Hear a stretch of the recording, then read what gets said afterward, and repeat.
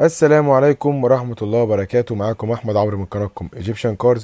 النهاردة هنتكلم عن واحدة من أكتر العربيات الصيني نجاحا في مصر في الفترة الأخيرة.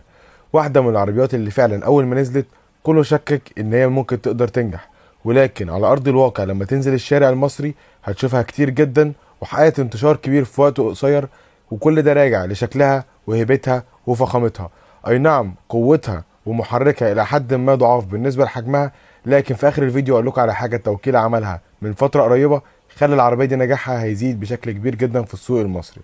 العربيه اللي معانا هي جيتور تي 2. جيتور تي 2 اول ما نزلت السوق المصري كلنا شككنا فيها وقلنا العربيه دي اي نعم بتقدم حجم كبير وشكل فخم، لكن هل هتنجح؟ هل هتثبت نفسها وجدارتها في السوق المصري؟ وبالفعل قدرت ان هي تحقق نجاحات كبيره جدا في السوق المصري، ويعتبر واحده من انجح عربيات جيتور حاليا في مصر. نخش نشوف امكانيات العربيه.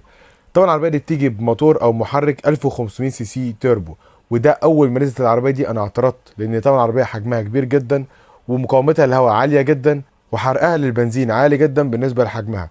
ولكن التوكيل حاليا نزل منها نسخه اسمها جيتور تي 2 اي دي ام. العربيه دي نازله بقوه 375 هورس باور و2 ويل درايف، ومن 0 ل 100 في 7 ثواني ونص. طبعا العربيه حاليا بعد الاوبشن اللي زود التوكيل ده او الفئه الجديده دي خلى العربيه دي في حته تانية. الاسعار هسيبها لكم تحت زي ما متعودين في الديسكريبشن، تقدروا تنزلوا تتفرجوا عليه. اهم حاجه ما تنسوش اللايك والاشتراك في القناه لو انت مش مشترك عشان نستمر معاكم ان شاء الله. هقول لكم بالنسبه للمواصفات اللي العربيه نزلت بيها اول ما نزلت. انا كده قلت لكم خلاص اللي هي النسخه الهايبريد، لا، او النسخه اللي هي الريف. هنتكلم دلوقتي على النسخه العاديه بتاعت العربيه، ودي الاكثر انتشارا في السوق المصري. العربيه بتيجي بمحرك 1500 سي سي توربو، بتطلع 184 هورس باور و290 نيوتن متر، والمحرك ده متوصل على فتيس دول كلاتش من 7 سرعات ويت. الى حد ما القوه دي كويسه، بس لو عربيه اقل منها حجما، لكن العربيه دي ابعادها كبيره جدا زي ما انتم عارفين وزي ما شفتوها. لذلك ممكن حد الملاك يقول لي لا انت بتكذب او ان انت بتقول اي كلام وخلاص. طب تعالى في ارض الواقع، استهلاك العربيه دي ايه على السرعات العاليه؟ هتبقى سفاح بنزين. وده يا جماعه مش بظلم العربيه، لا، اي عربيه في الحجم ده لازم تبقى كده. العربيه حجمها كبير جدا وشكلها الصندوقي هيخلي مقاومه الهواء عاليه جدا، فلذلك العربيه تحرق بنزين. ده مش بعيب في العربيه، لكن لازم ندرك ان دي حاجه فيزيائيا استحاله ان هي تبقى بتحافظ على البنزين. ولو بصيت هتلاقي ان التوكيل نفسه او الشركه الام منزله العربيه دي تقريبا بتانك 70 لتر، فالعربيه دي لازم هتاكل معاك بنزين. العربيه مش بقول وحشه، لكن زي ما ليها مميزات زي ما ليها عيوب. اللي هيخلي العربيه دي فعلا تنجح هو زي ما قلت لكم النسخه الجديده اللي نزلتها، والنسخه الجديده اللي نزلها التوكيل هو اللي هينجح العربيه دي. نيجي بقى لمواصفات الامان. العربيه بتيجي باتنين ارباج امامي واتنين ارباج خلفي، وغالبا فيها كمان ارباجات جانبيه.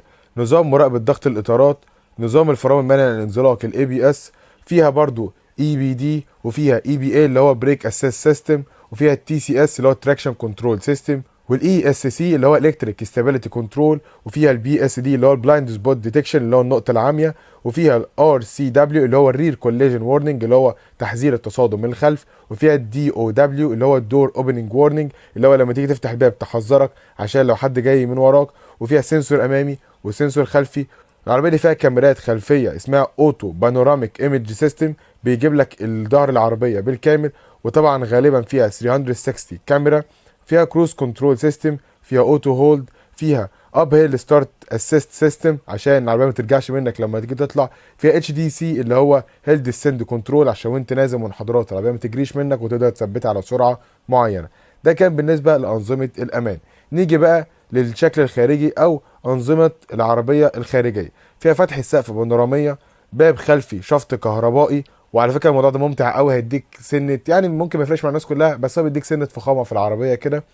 رف الامتعه العلوي موجود طبعا. نظام الدخول المفتاح اللي هو كيلس ستارت سيستم وكيلس انتري. نيجي بقى للتكوين الداخلي او الشكل الداخلي والامكانيات الداخليه للعربيه. عجله القياده من الجلد وممكن تعدلها في 4 اتجاهات. شاشه عدادات 10 وربع بوصه، فيها شاحن لاسلكي الهاتف المحمول اللي هو وايرلس تشارجنج. اضاءه العربيه ليد بالكامل اللي هو اسمها ماتريكس هيد لايتس. اضواء تشغيل نهاري موجوده طبعا. العربيه طبعا فيها سنسور مطر وفيها سنسور اضاءه. فيها نظام ارتفاع المصباح قابل للتعديل، انت ممكن تعدل ارتفاع العربيه، او انا اسف، ارتفاع الاضاءه بتاعت العربيه اللي هو ارتفاع اللمبه بتاعت الفانوس، وفيها ضوء خلفي برضو ليد. بالنسبه للتكييف ففيها الدول اوتوماتيك اير كونديشننج، فيها تكييف اوتوماتيك ثنائي التحكم، فيها مخرج هواء للمقعد الخلفي عشان الناس اللي قاعده ورا. العربيه دي فيها كراسي كهرباء اماميه، اللي هو كمان موجوده بذاكره بالنسبه لكرسي السائق والراكب الامامي. ممكن تعدل كرسي في 6 اتجاهات كهرباء بالكامل، فيها تبريد للكرسي الامامي والسائق. فيها مالتي فانكشن ديسبلاي سكرين سايز، او اللي هي الشاشه الوسطيه بحجم 15.6 بوصه، وده حجم كبير جدا. يمكن دي اكتر حاجه تشدك لما تخش العربيه، هتلاقي ان حجم الشاشه الوسطيه بتاعت العربيه دي كبيره جدا، وفيها كميه معلومات عن العربيه كويسه وعجبتني جدا. نسبه ميلان العربيه، انهي عجله اللي مش يعني الى حد ما تحكم فيها او الباور مش واصل لها بالكامل، انت طالع ولا نازل. العربيه لو فيها ميه داخله لها قدام بيقول لك ارتفاعها. ويمكن ده انا شفته شويه في النسخه الصيني، مش عارف بصراحه النسخه المحلي بتنزل بنفس الامكانيات دي كلها ولا لا. يعني يا ريت لو حد من ملاك العربيه شاف يقول لنا تحت في الكومنتات الكلام ده موجود في العربيه ولا لا. طبعا فيها بلوتوث، فيها ابل كار بلاي واندرويد اوتو. العربيه دي بتنزل ب6 سماعات، وفيها فويس كنترول ريجن، او ممكن تتحكم فيها عن طريق الصوت عشان تساعدك وانت ماشي لو انت مش عايز تمسك الدركسيون او تحط ايدك على الشاشه عشان تبقى مركز في سواقتك. وفيها نظام رؤيه خلفيه خارجيه اللي هو المرايه بتاعتها كهربائيه، وفيها نظام الرير فيو ميرور فولد، وفيها نظام ضم الكتروني للمرايات، او ان العربيات طبعا بتغلق ذاتيا المرايات بتاعتها ضم كهرباء، ده اللي احنا بنقولها باللغه الدارجه يعني. فيها نظام زجاج خصوصيه خلفي. طبعا يا جماعه معلش هتلاقي فيه شويه حاجات كده وانا بقولها دي التوكيل هو اللي كاتبها كده في الكتالوج. يعني مثلا حاجه الكتالوج كاتب زجاج خصوصيه خلفي، ده اللي هو الزجاج تعتيم جانبي، او اللي هو زجاج غالبي اللي هو الجانبي الغامق. هو يعني التوكيل كاتبه بطريقه غريبه اللي هو زجاج خصوصيه خلفي، بس تمام يعني هنمشي مع التوكيل مفيش مشكله يعني. وظيفه مسحه الاستشعار، ده اللي هو سنسور مطر. يعني هو برده كاتبينه بطريقه غريبه بصراحه، اللي هو كاتب وظيفه مسحه الاستشعار، مش عارف ايه لازمتها وليه يكتبها كده، بس تمام يعني احنا معاهم لحد الاخر. في الاخر انا دايما بقول لكم امكانيات او اوبشن، فبجيبه موثق من كتالوج عشان ما اقولش حاجه زياده او حاجه اقل. لان ساعات بينزل فيرجنز معينه من العربيه فيها اوبشنز زياده، ده بتبقى نسخ خارجيه، فلذلك لا احنا ملتزمين باللي التوكيل بينزله في مصر بالسعر الرسمي اللي العربيه بتنزل فيه. طبعا يا جماعه من ضمن الحاجات اللي نازله ان العربيه دي بتنزل الشبايه بتاعتها هي سناب دراجون 8155 سمارت شيب، ودي اللي هي بتبقى موجوده او شركه سناب دراجون بتنتجها مخصوص للعربيات، بحيث تديك الى حد ما نظام ذكاء الكتروني موجود في العربيه. العربيه طبعا نظام الرؤيه بتاعها اللي هو بيسموه 540 بانوراميك باركينج سيستم، ده اللي هو بتشوف يعني انت لو في ناس تقول لك 360 درجه، لا هم دي مسمينها 540 درجه، على الرغم ان المفروض علميا هي 360 درجه، بس تمام يعني مفيش مشكله يعني، طالما التوكيل عايز كده فاحنا ماشيين معاه. طبعا رايي ايه في العربيه دي؟ العربيه دي بصراحه اثبتت كفاءتها، وده راجع لان لو بصيت كقيمه مقابل سعر، العربيه دي يمكن في الخليج بيحبوها قوي على فكره اكتر من مصر. النسخه الخليجيه بتاعتها بتنزل ب 2000 سي سي تيربو، عربيه بتبقى طبعا وحش وقوه جامده جدا. بس العربيه دي نزلت مصر 2000 سي سي مش هتنجح، لان في الاخر احنا شعب بيدور على الاقتصاديه. فلو نزل لك عربيه بالحجم ده 2000 سي سي، لا احنا ما اظنش ان احنا هنروح لها، لان هتاكل بنزين تديك اداء بس قدامها هتاكل بنزين جامد جدا. لذلك التوكيل اول ما نزل العربيه دي نزلها 1500 تربو. الناس ابتدت تشتكي من حته زي ما قلت لكم الاداء بتاعها، فجاب اللي هي النسخه الهايبريد او النسخه الريف بتاعتها اللي هي اللي بتطلع زي ما قلت لكم 375 حصان على ما اتذكر، يعني قلت لكم في اول الفيديو. فنزلها النسخه دي لسه نازله بقى لها شهر او شهر ونص. انا بصراحه متوقع لها تنجح، لان العربيه دي اوريدي حققت نجاح، فلما ينزلك بقوه عاليه زي كده دي اللي هو كان الشيء اللي ينقصها فقط. اي نعم سعرها معدي ال 2 مليون جنيه، بس عادي في ناس هتروح لها، لان العربيه دي اثبتت ثقه في السوق المصري، كواليتي اداء الى حد ما كان معقول بالنسبه للناس اللي مش بتحب الجري، بس واحد زيي بحب الجري، فالعربيه دي ما كانتش احسن حاجه بالنسبه لي. لكن لو حد سواقته هاديه ما بيجريش ما بياخدش غرز، اللي هي في الاخر العربيه دي اصلا مش معموله للغرز او الجري، بس يعني احنا شعب بيحب المغامره شويه، فالعربيه دي هتعجبك.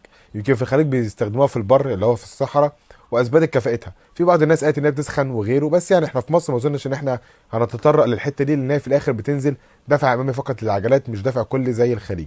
فرايي في العربيه دي بصراحه العربيه قيمه مقابل سعر الى حد ما كويسه للناس اللي بتدور على عربيه ضخمه شكلها فخم جدا عاليه عن الارض، هتخش بيها اي حته مش هيهمك، في نفس الوقت مديك مساحات واسعه، اوبشنز كويسه جدا. على فكره فيها اوبشنز كمان اكتر من اللي الكتالوج قايله، بس في الاخر احنا ماشيين باللي الكتالوج بيقوله يعني. بس على ارض الواقع لو دورت هتلاقي فيها اوبشنز كتيره جدا، فيها فرش جلد، فيها حاجات كتيره الكتالوج مش قايلها ليه مش عارف، بس تمام يعني. يعني مفيش مشكله، طالما التوكيل مش عايز يقولها فدي حاجه ترجع له. زي ما قلت لك كان في الاخر بقول كل حاجه من الكتالوج عشان مش بحب ان انا اخرج بره السياق الرسمي بتاع التوكيل. ده كان نهايه الفيديو بتاعنا، تقدر تقول لي رايك في الكومنتات. كان معاكم احمد عمرو من قناتكم ايجيبشن كارز، والسلام عليكم ورحمه الله وبركاته. دمتم في امان الله ورعايته.